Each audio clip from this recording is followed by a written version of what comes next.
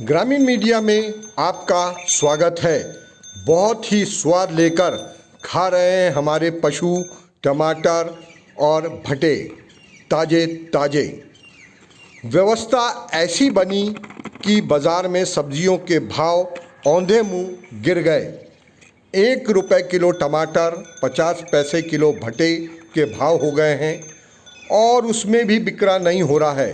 तो इसका हमने वैकल्पिक तौर पर यह पशु चिकित्सालय के डॉक्टर से पूछा तो उन्होंने कहा कि पर्याप्त मात्रा में अगर पशु चारे के स्थान पर आप टमाटर खिला सकते हैं, लेकिन भटे केस में उन्होंने यह सावधानी बताई है कि 1 या 2 किलो ही आप प्रति पशु भटे डालें, इससे अधिक नहीं। पशुओं में भी विशेष रुचि है। ताज़े टमाटर हैं, सुबह तोड़े जाते हैं और 9 से 10 बजे 7 से 8 कैरेट टमाटर इनको परोसा जाता है। हम इस बात को लेकर बिल्कुल दुखी नहीं है कि ये क्या हुई है व्यवस्था, पर किसी भी रूप में सब्जियों के समर्थन मूल्य शासन ने घोषित करना चाहिए।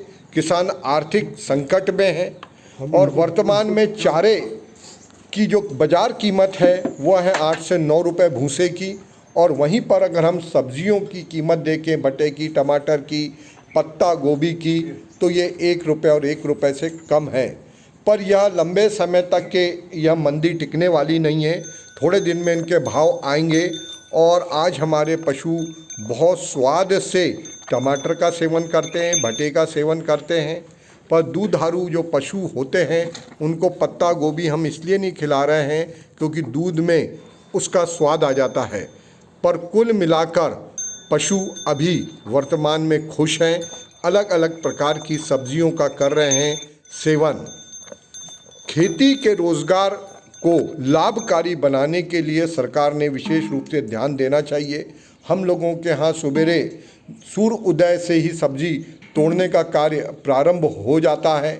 इसमें मेहनत भी बहुत है, ठंड का समय है। अगर इन टमाटरों के पौधों से अगर हम टमाटरों को नहीं तोड़ेंगे तो नई फसल नहीं लगेगी और पौधे भी प्रभावित होंगे, इसलिए इनका तोड़ना भी ज़रूरी है। अब मार्केट में जब इनकी मांग बहुत कम हो चुकी है तो हमने इसके वैकल्पिक तौर पर केवल एक ही हमको यह चीज़ समझ में आई कि पशुओं को भी इसका खिलाना आवश्यक है। बहुत मेहनत कश कार्य है कृषि। हमारे लीडर से हमारा निवेदन है कि इसकी स्पष्ट नीति बनाएं।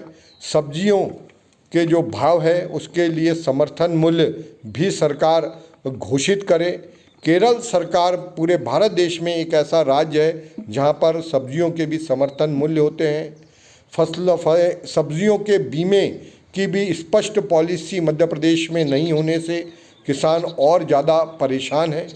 पर सब्जी तोड़ना भी ज़रूरी है और इससे भी अगर अधिक उत्पादन होता है तो हम इसमें जैविक खाद भी इसका बनाते हैं।